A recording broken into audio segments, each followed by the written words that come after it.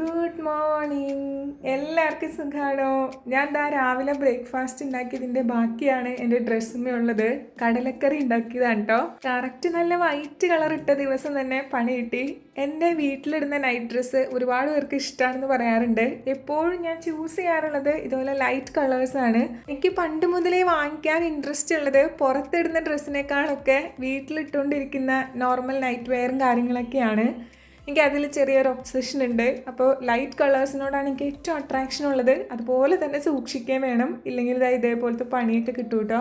ഇപ്പോൾ ഞാൻ കിച്ചണിലെ കാര്യങ്ങളൊക്കെ ചെയ്യാൻ കുറച്ച് സ്പീഡായി തുടങ്ങിയിട്ടുണ്ട് കേട്ടോ. ഈ ഹസ്ബൻഡ് ആൻഡ് വൈഫ് രണ്ടുപേരും വർക്കിംഗ് ആയിരിക്കുമ്പോൾ ഡെയിലി നമ്മൾ വീട്ടിൽ ചെയ്യേണ്ട കുറേ കാര്യങ്ങളുണ്ടല്ലോ, അതൊക്കെ നമുക്കിങ്ങനെ ഒരുമിച്ച് ഈക്വലായിട്ട് ചെയ്തില്ല എന്നുണ്ടെങ്കിൽ ഭയങ്കര ബേർഡനായിട്ട് വരും. ഞാൻ ഈ പറയുന്ന കാര്യങ്ങൾ ഏതെങ്കിലും കപ്പിൾസ് കേൾക്കുന്നുണ്ടെങ്കിൽ, അതായത് ഹസ്ബൻഡ് ആയാലും വൈഫ് ആയാലും, നിങ്ങൾ വീട്ടിൽ രണ്ടുപേരും അങ്ങോട്ടും ഇങ്ങോട്ടും സഹായിച്ച് ചെയ്തില്ല എന്നുണ്ടെങ്കിൽ ശരിക്കും ഒരാളുടെ തലയിൽ എല്ലാം ഇരിക്കും കേട്ടോ. അത് ഭയങ്കര ബുദ്ധിമുട്ടുള്ള കാര്യമാണ്. ഇവിടെ സച്ചു എന്നെക്കാളേറെ ചിലപ്പോൾ വീട്ടിലെ കാര്യങ്ങൾ ചെയ്യുന്നുണ്ട്. അതുകൊണ്ടായിരിക്കാം ഞാൻ കുറച്ച് റിലാക്സ്ഡ് ആണ്. നമ്മുടെ വീട്ടിലെ പണികളല്ലേ, ഇതൊക്കെ ഇത്ര വലിയ കാര്യമാണോ, ഇതിനൊക്കെ ഇത്ര വലിയ പ്ലാനിങ് ഒക്കെ വേണമെന്ന് ചിന്തിക്കുന്നവരുണ്ടാവും. അടുക്കളയിൽ മാത്രം ഒതുങ്ങിക്കൂടി അല്ലെങ്കിൽ വേറൊരു കാര്യങ്ങളും ചെയ്യാൻ ആഗ്രഹമില്ലാതെ ഇതിനകത്ത് മാത്രം പെട്ടിരിക്കാൻ ഇഷ്ടമുള്ളവർക്ക് ഇതിങ്ങനെ പ്ലാനിങ് ഒന്നും ഇല്ലാതെ ലാഗ് അടിച്ച് അങ്ങനെ ചെയ്യാനൊക്കെ കുഴപ്പമൊന്നുമില്ല.